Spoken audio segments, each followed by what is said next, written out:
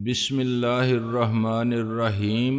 گمنام ہیرو کے معزز ناظرین، السلام علیکم۔ آئیے چلتے ہیں کہانی کی طرف۔ اب میں تمہیں کیا بتاؤں، یہ سب پہلے میں نے کسی کو نہیں بتایا، پھر آج مجھے نہ بتاتی تو اچھا ہوتا۔ میں نے کہا تمہیں اس لیے بتایا کہ جب تم آئے تو مجھے یوں لگا جیسے میرے خواب جو مجھ سے روٹھ گئے تھے پھر لوٹ آئے ہیں، وہ تم جیسا ہی تھا۔ یہ میری خواہشوں کا سراب نہیں ہے، حسرتوں کا دھوکہ نہیں ہے، کوئی اور مجھے اس جیسا کبھی نہیں لگا۔ تمہاری صورت سے زیادہ تمہارے انداز و اطوار، اس کی جھلک بہت نمایاں تھی۔ تم اس کی طرح باتیں کرتے تھے، اور آج تو میں نے تمہیں سوٹ اور ٹائی میں دیکھا تو بس دیکھتی ہی رہ گئی۔ میں نے بڑی مشکلوں سے خود کو قائل کیا کہ یہ خواب ہے، حقیقت نہیں۔ اگر وہ میرے ساتھ ہوتا تو ایسا ہی نظر آتا۔ اس نے مجھ سے بہت سے وعدے بھی کیے تھے، اور ہم نے اپنی آئندہ زندگی کے بارے میں سب کچھ طے بھی کر لیا تھا۔ ہم مل کے ہاؤس جاب کریں گے، کوشش ضرور کریں گے کہ ایک ہی ہسپتال میں ہوں، پھر ایک ہی شفٹ میں ساتھ رہنا مشکل نہیں ہوگا، ورنہ ہاؤس جاب کے بعد ہم مل کے کہیں ایک کلینک قائم کریں گے۔ یہ بھی طے تھا کہ شادی ہوگی ہاؤس جاب کی تکمیل کے بعد اور کلینک کھولنے سے پہلے، تاکہ کسی کو باتیں بنانے کا موقع ہی نہ ملے۔ میاں بیوی دونوں ڈاکٹر ہوں تو مریضوں کا ان پر اعتماد بڑھ جاتا ہے۔ اصل مشکل تھی سرمایہ کی، وہ بھی غریب گھر کا لڑکا تھا۔ ہم کسی پوش علاقے میں شاندار کلینک قائم نہیں کر سکتے تھے۔ ویسے بھی عمر کے اس حصے میں دکھی انسانیت کی خدمت کا جذبہ طاری رہتا ہے۔ اسپیشلسٹ بن کے لمبی چوڑی فیس لینے، ایک ساتھ 3-4 اسپتالوں میں ایک 2 گھنٹے بیٹھنے، اور مریضوں کو اپائنٹمنٹ کے بغیر نہ دیکھنے کا سلسلہ تو بعد میں شروع ہوتا ہے، جب دکھی انسانیت سے زیادہ عیش و عشرت کے اسباب کی خواہش مغلوب کر لیتی ہے۔ ہم نے بھی سوچا تھا کہ بس کسی غریبوں کی بستی میں بہت کم کرائے کی دکان لے کر اس کے 2 حصے کر دیں گے۔ درمیان میں پردے کی پارٹیشن ہوگی، ایک طرف میز ڈال کے میں عورتوں کو دیکھوں گی، دوسری طرف وہ مردوں کا علاج کرے گا۔ دونوں ایک ہی کمپاؤنڈر سے کام چلائیں گے۔ اسے سمجھا دیں گے کہ بھائی ابھی گزارا کرو، اب کلینک جم جائے گا تو تمہاری تنخواہ بھی بڑھاتے جائیں گے، مل جائے گا کوئی نہ کوئی شریف اور وفادار آدمی۔ جب امتحانات ختم ہوئے تو رزلٹ آنے تک ایک طویل وقفہ آیا۔ اس کا میرے گھر یا میرا اس کے گھر جا کے ملنا مشکل تھا۔ ہم دونوں کے غریب گھرانے قدامت پرستی کا شکار تھے، اور ان کے پاس ایک شرافت اور عزت ہی تھی جسے کچھ اور نہ ہونے کے سبب وہ اپنی متاع بے بہار شمار کر کے خوش ہو لیتے تھے۔ ہم نے طے شدہ وقفے سے میڈیکل کالج کے اسپتال میں ملنے کا پروگرام بنا لیا۔ میں نے کہا کہ ہفتے میں ایک بار اسپتال میں حاضری ضروری ہے۔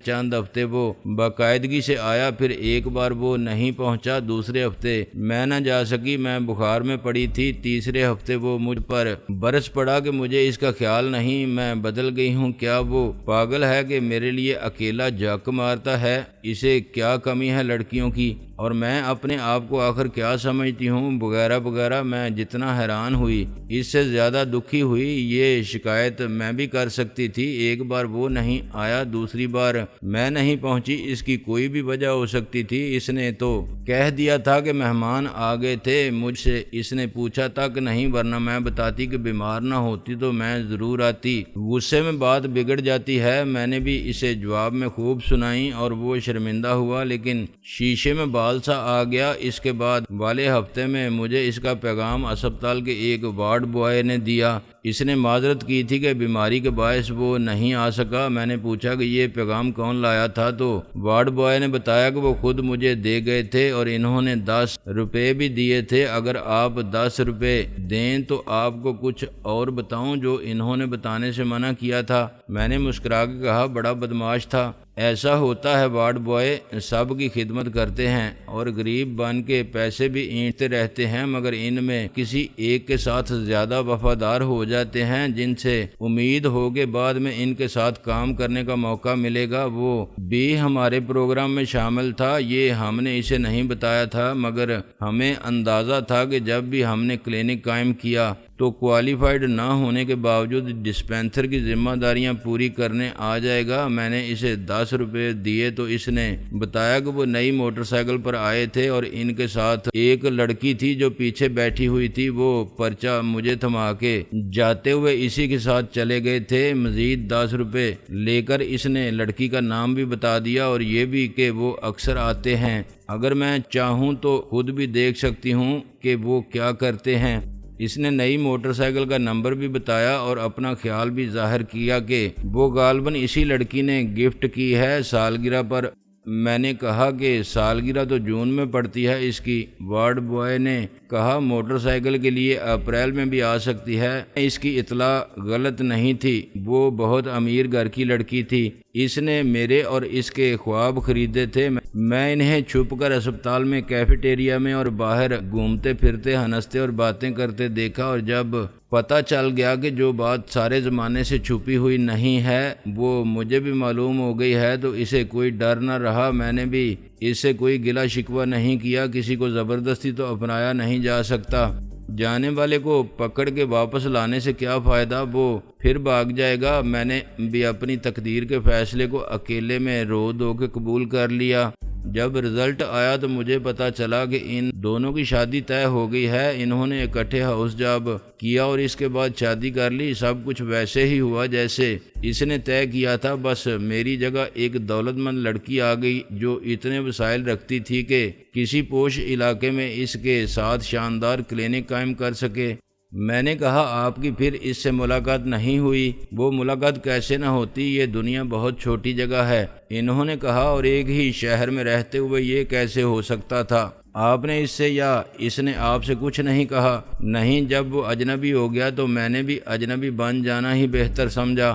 میں نے کہا کیا یہ اتنا ہی آسان ہوتا ہے محبت کرنا اور بلا دینا، ایک پوری دنیا آباد کرنا اور اسے چھوڑ دینا؟ خدا کرے کہ ایسا تمہارے ساتھ نہ ہو۔ اس درد کو بیان نہیں کیا جا سکتا، نہ آنسوؤں کی زبان میں نہ الفاظ میں۔ اسے صرف محسوس اور برداشت کیا جا سکتا ہے، لیکن اس درد کا برداشت کرنا بھی جسم کا درد برداشت کرنا نہیں ہے۔ ناصر پاگل ہو جاتا ہے جو اسے جھیلتا ہے۔ جیسے آج تک میں سمجھ نہیں پائی کہ میں نے وہ سب کیوں نہیں کیا جو مجھے کرنا چاہیے تھا۔ مثلا میں نے اپنے بھائی کے نام اور اپنے والدین کے نام اور ڈاکٹر مسعود کے والدین کے نام ایک خط لکھ کر میرے ساتھ ہونے والے اس جرم کو مشتہر کیوں نہیں کیا؟ میں سارے زمانے کو بتا دیتی اور پھر اپنے آپ کو قتل کر دیتی، کیونکہ ایک بزدل لڑکی جو اپنے دغا باز محبوب سے بے وفائی کا شکوہ تک نہ کرے، اسے قتل کرنا تو دور کی بات ہے۔ یہ امید نہیں کی جا سکتی کہ وہ اس بے غیرت بھائی کو یا اپنے شوہر کو قتل کر سکتی۔ میرے مرنے کے بعد ان کی رسوائی ہی ان کی سزا بن جاتی۔ شاید اسی لیے میں وہ سب کر رہی ہوں جو مجھے نہیں کرنا چاہیے۔ میں چھپ چھپ کے اپنی بے بسی کا انتقام لے رہی ہوں یا اپنی قربانی کی قیمت وصول کر رہی ہوں۔ اپنی اور اپنے خاندان کی عزت اور شرافت کی چادر پر داغ نہ آنے پائے، اس کے لیے مجھے ساری دنیا کے سامنے ایک شریف زادی کا، ایک مشرقی عورت کا، ایک وفادار اور پاک باز بیوی کا کردار ادا کرنا پڑا۔ ایسے نہ جانے کتنے جھوٹ ہیں جن کی بنیادوں پر ہماری زندگی اخلاقی قدروں کا تاج محل کھڑا ہوا ہے، جسے سب دیکھتے ہیں تو اس کے حسن پر واہ واہ کر اٹھتے ہیں۔ کوئی نہیں جانتا یا جاننا ہی نہیں چاہتا کہ سنگ مرمر جیسی اجلی دیواروں کے نیچے کیسی بدبو ہے، غلاظت ہے اور ارمانوں کی سڑی ہوئی لاشوں کا توفن ہے۔ شاید تم بھی مجھے بے حیا، آبرو باختہ اور بد کردار عورت سمجھو گے۔ میں آپ کے باطن کی خوبصورتی کو بھی دیکھ رہا ہوں۔ قربانی آپ کے جذبات کی جاری ہے۔ اس سے مستفید وہ ہو رہے ہیں جنہیں اس کی خبر بھی نہیں، سوائے ایک شخص کے جو میرا بھائی ہے، میرا اپنا سگا بھائی، جسے اپنے مستقبل کی کامیابی اور خوشحالی اتنی عزیز تھی کہ اس نے بہن کو بیچتے ہوئے صرف مادی فوائد کا سوچا، اخلاقی قدروں کو اور جذبات کو غیر اہم سمجھتے ہوئے نظر انداز کر دیا۔ آج اسے خیال تک نہیں آتا ہوگا میرا، اس کو ضمیر کی خلش تک محسوس نہیں ہوتی ہوگی۔ کاش میرے لیے یہ ممکن ہوتا کہ میں اسے یہ سب لکھ کر بتا سکتی کہ میں کس عذاب کے برزخ میں ہوں۔ میں آج بھی خاندان کی بلکہ اب 2 خاندانوں کی عزت و ناموس کی پہرے داری پر مجبور ہوں۔ پابندیاں ہیں مجھ پر کہ میں پیاسی رہوں اور پیاس بجھانے کے لیے چوری کروں، اس طرح کے پکڑی نہ جاؤں، ورنہ دنیا کیا کہے گی، عزتوں کے برم کیسے رہیں گے۔ پہلے صرف ماں باپ اور بھائی بہن اس قربانی کے مستحق اور طلبگار تھے، آج میرے بچے بھی ہیں، وہ ڈاکٹر مسعود کے نہ صحیح میرے تو ہیں۔ ان کے خانہ ولدیت میں بڑا مشہور اور معتبر نام ہے، وہ ایک بہت نامور اور کامیاب ڈاکٹر کے بچے کہلاتے ہیں۔ اب یہ مت پوچھنا مجھ سے کہ وہ کس کے بچے ہیں، وہ بھی مجھ پر احسان کرنے والے کسی مرد کے بچے جس نے میری ضرورت کو سمجھا یا نہیں سمجھا، مگر وہ مجھے زندہ رہنے کے لیے ایک بہانہ اور ایک جذباتی سہارا دے گیا۔ ضرورت اس نے اپنی پوری کی ہوگی۔ ٹھیک کہتے ہو تم، احسان اس کا صرف یہ ہے کہ اس نے میرا استحصال نہیں کیا، جسمانی اور جذباتی طور پر مجھے بلیک میل اور مس یوز نہیں کیا۔ ان میں ایک تو ڈاکٹر صاحب کا اپنا بھائی تھا۔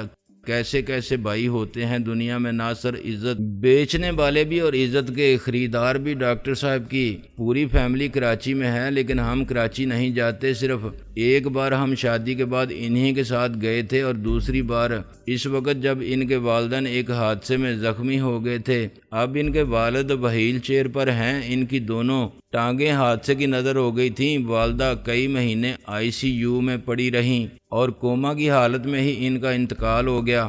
ڈاکٹر مسعود وہاں زیادہ دن نہیں ٹھہر سکتے تھے، وہ ایک ہفتے بعد واپس آ گئے تھے۔ پھر ہر جمعرات کی شام کو جہاز سے آتے تھے اور سنیچر کی صبح کی فلائٹ سے لوٹ جاتے تھے۔ مروت اور دنیا داری کے خیال سے انہوں نے مجھے وہیں چھوڑ دیا تھا تاکہ میں ان کی والدہ کی تیمارداری کرنے والوں میں شامل رہوں۔ 4 ہفتے بعد جب ڈاکٹر ان کی طرف سے پر امید نہیں رہے تھے، انہوں نے ڈاکٹر مسعود کی والدہ کو ICU سے پرائیویٹ روم میں شفٹ کر دیا۔ وہاں وہ سب فراہم کر دیا گیا جو ان کی زندگی کے لیے ضروری تھا۔ سانس کی آمد و رفت کا سلسلہ قائم رکھنے کے لیے ان کے جسم سے بہت سی نلکیاں لگی ہوئی تھیں۔ آکسیجن کی، گلوکوز کی بلغم خارج کرنے والی سیکشن مشین کی، پیشاب کے لیے کوئی ڈاکٹر نہیں بتا سکتا تھا کہ اس طرح وہ کب تک جئیں گی۔ ان کو ہوش آنے میں 1 مہینہ بھی لگ سکتا تھا اور 1 سال بھی۔ یہ بھی ہو سکتا تھا کہ اسی بے ہوشی میں کبھی ان کا دل خاموش ہو جائے اور ان کی طبعی موت واقع ہو جائے۔ اس کمرے میں مریض کے ساتھ رہنے والے کے لیے بھی ایک بیڈ تھا جو مریض کو ہر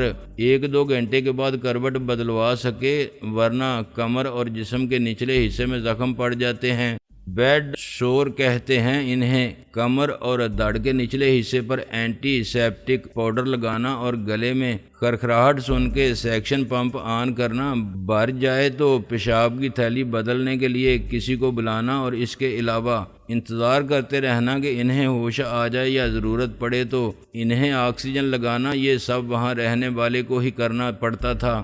یہ بڑا مشکل، بیزار کرنے والا اور بے مقصد کام تھا۔ در حقیقت یہ کوئی کام تھا ہی نہیں، وہاں سب باری باری رہتے تھے، ڈاکٹر صاحب کی ایک بہن، ایک بھائی اور میں۔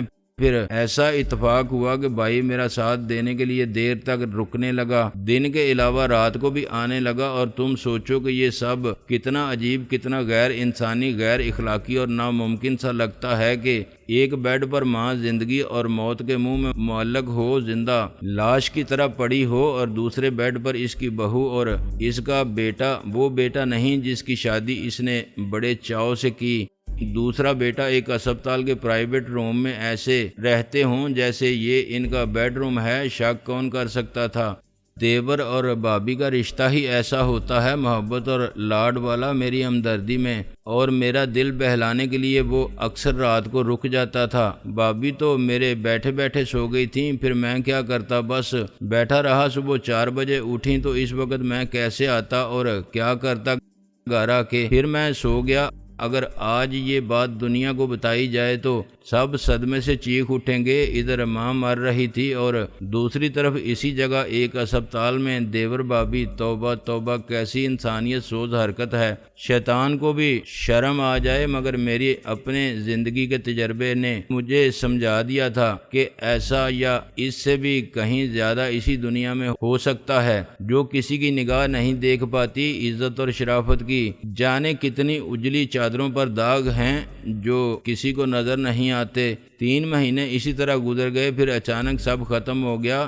ڈاکٹر صاحب کی والدہ ایک رات نہ جانے کس وقت بے ہوشی کے حصار سے نکل کے موت کی آغوش میں چلی گئی، ہمیں پتہ ہی نہیں چلا۔ اس سے پہلے خود ڈاکٹر مسعود نے یہ خیال ظاہر کیا تھا کہ اس زندگی سے کیا حاصل، اللہ ان کی مشکل آسان کرے، جس کا مطلب یہ ہوتا تھا کہ اللہ تیمارداروں کی مشکل آسان کرے۔ ان کے بھائی کا تو یہ کہنا تھا کہ ایسے مریضوں کو زندہ رکھنے کی کوشش کرنا دوہرا عذاب ہے، مرنے والے کے عذاب کو طول دینا اور تیمارداروں پر عذاب مسلط کرنا۔ باہر تو ڈاکٹر علاج بند کر دیتے ہیں، زندگی کو قائم رکھنے والی ہر چیز ہٹا لیتے ہیں، مصنوعی سانس کی مشین، گردوں کا کام کرنے والی ڈائلسس مشین، آکسیجن اور گلوکوز ٹیوب۔ بعض اوقات مریض کے لواحقین کی درخواست پر کبھی عدالت کی اجازت سے ایک ڈاکٹر نے تو ایسے لا علاج مثلا کینسر کے مریضوں کے لیے خودکشی کی مشین بنائی تھی۔ اس میں ایسا نظام تھا کہ مریض جب چاہے ایک بٹن دبا دے اور اس کے جسم میں ایک زہر قاتل اترنے لگتا تھا جو اسے کسی تکلیف کے بغیر موت کی نیند کا سکون عطا کر دیتا تھا۔ عدالت نے ڈاکٹر پر مقدمہ بھی چلایا مگر کچھ ہوا نہیں۔ دراصل جذبات کی عمر زیادہ نہیں ہوتی، خصوصاً ایسے حالات میں جب زندگی کی مصروفیت میں فرصت کسی کے پاس نہ ہو۔ اتنا وقت کون نکال سکتا ہے اس ماں کے لیے بھی جو نہ مری ہو نہ جیتی ہو؟ یہی چاہتے ہیں سب کہ وہ مر جائے تو اچھا ہے، لیکن ہم نہیں چاہتے تھے، میں اور ڈاکٹر صاحب کا بھائی۔ بعد میں تو ہم یہی چاہتے تھے کہ سب اسی طرح چلتا رہے۔ اسپتال کا ماہانہ خرچ ہزاروں میں تھا مگر پیسہ ان کا مسئلہ نہیں تھا۔ جب وہ اچانک مر گئی تو ہمیں ایسا لگا جیسے فلم درمیان سے ٹوٹ گئی ہو۔ ہم نے صبح دیکھا اور معلوم ہے کیا دیکھا، ان کی ہمیشہ بند رہنے والی آنکھیں کھلی ہوئی تھیں۔ یہی نہیں، ان کا سر سیدھا نہیں تھا، ان کے چہرے کا رخ دوسرے بیڈ کی طرف ہو گیا تھا۔ انہیں ہوش آ گیا تھا، ممکن ہے انہوں نے کسی کو پکارا بھی ہو یا ان کی آنکھوں نے عالم ہوش میں آتے ہی کوئی ایسا منظر دیکھا ہو کہ پھر انہوں نے مر جانا ہی بہتر جانا۔ صدمے سے ان کا ہارٹ فیل ہو گیا۔ یہ بوجھ میرے ضمیر پر رہا کہ اس عورت کو جو زندگی کے لیے جدوجہد کر رہی تھی ہم نے قتل کیا۔ قتل صرف خنجر یا پستول سے ہی نہیں کیا جاتا، ایک جھوٹ سے بھی ہو سکتا ہے، ایک جملے سے بھی ممکن ہے اور ایک نگاہ سے بھی۔ بس اس کے بعد میرا یہ ہانی مون ختم ہو گیا، موت کی دہلیز پر کھیلا جانے والا محبت کا کھیل ختم ہو گیا۔ میں اپنے شوہر کے ساتھ لوٹ آئی، 6 مہینے بعد میں ماں بن گئی۔ میں نے کہا ڈاکٹر صاحب نے کچھ نہیں پوچھا، وہ ہنس پڑیں، وہ کیا پوچھتے اور کیسے پوچھتے، سارا کھیل ہی جھوٹ کے ساتھ شرافت اور عزت کا بھرم رکھنے کا تھا جسے شادی کا نام دے دیا گیا تھا۔ میں ماں بن گئی، وہ باپ کہلائے۔ جب مبارکباد سب نے انہیں دی، کسی نے تانا نہیں دیا، انگشت نمائی نہیں کی، پھر ان کو بھی یہی سوٹ کرتا تھا کہ باوقار باعزت طریقے سے مسکراتے ہوئے مبارکباد قبول کرتے رہیں اور مٹھائی بھی بانٹ دیں۔ ان کی خاطر میں نے ایسا ظلم خاموشی سے برداشت کیا تو وہ خاموشی سے بے غیرتی کو برداشت کیسے نہ کرتے؟ غیرت ہوتی ان میں تو شادی ہی کیوں کرتے؟ وہ میں نے ان کی شرط پوری کر دی تھی، ان کی رسوائی نہیں ہوئی تھی، ان کی شرافت اور نیک نامی پر کوئی حرف نہیں آیا تھا۔ ڈاکٹر صاحب کو شک بھی نہیں ہوا کسی کے نام پر، اگر ہوا تو انہوں نے ظاہر نہیں کیا۔ لیکن اس کے بعد ہم کراچی کبھی نہیں گئے، ان کی فیملی سال میں ایک بار آ جاتی تھی۔ بھائی اور بہن کی شادی ہو گئی، سب اپنے اپنے گھر میں خوش ہیں۔ میری طرح پتہ نہیں کیوں ناصر یہ ایک بیمار ذہن کی سوچ ہے یا کچھ اور، مجھے اکثر خیال آتا ہے کہ نہ جانے کتنے گھرانے ایسے ہی شاد و آباد ہوں گے ہمارے گھر کی طرح۔ ان کے پاس سب کچھ ہوگا، دولت، صحت، اولاد اور کامیاب نظر آنے والی ازدواجی زندگی، مگر اندر کیا ہے یہ کوئی کیسے جان سکتا ہے؟ ڈاکٹر صاحب نے مجھ پر اسی لیے پابندیاں عائد کر رکھی ہیں، میں پریکٹس نہیں کر سکتی۔ ایسا نہ ہو کہ وہاں میرے کسی سے مراسم ہو جائیں اور میں ان کے ہم پیشہ افراد میں ان کی پول کھول دوں۔ ڈاکٹر صاحب کے بہت کم لوگوں سے فیملی مراسم ہے، ان کا دوست کوئی نہیں، ایسا دوست جو بھروسے کے قابل ہو۔ ان جیسا آدمی کسی پر بھروسہ کیسے کر سکتا ہے؟ شاپنگ کے لیے مجھے انہی کے ساتھ جانا پڑتا تھا۔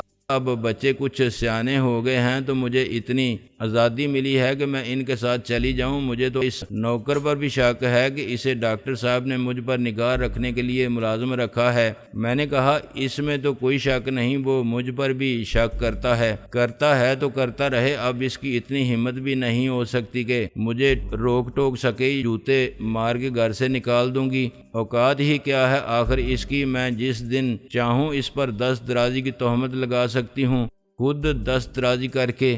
ناصر اتنا گھٹیا سمجھتے ہو تم مجھے؟ انہوں نے برا مان کے کہا۔ میں کیا کوئی بازاری عورت ہوں 2 ٹکے کے ملازموں کے ہاتھوں رسوا ہونے والی؟ میں نے بتایا تھا شرافت اور عزت کی کھوکھلی دیوار میں رکھنا نہیں پڑ سکتا، یہی ہے ہمارے درمیان خاموش مفاہمت کی بنیاد۔ میں میکے جاتی ہوں تو 1 رات سے زیادہ نہیں رک سکتی، بچے ضرور ساتھ جاتے ہیں،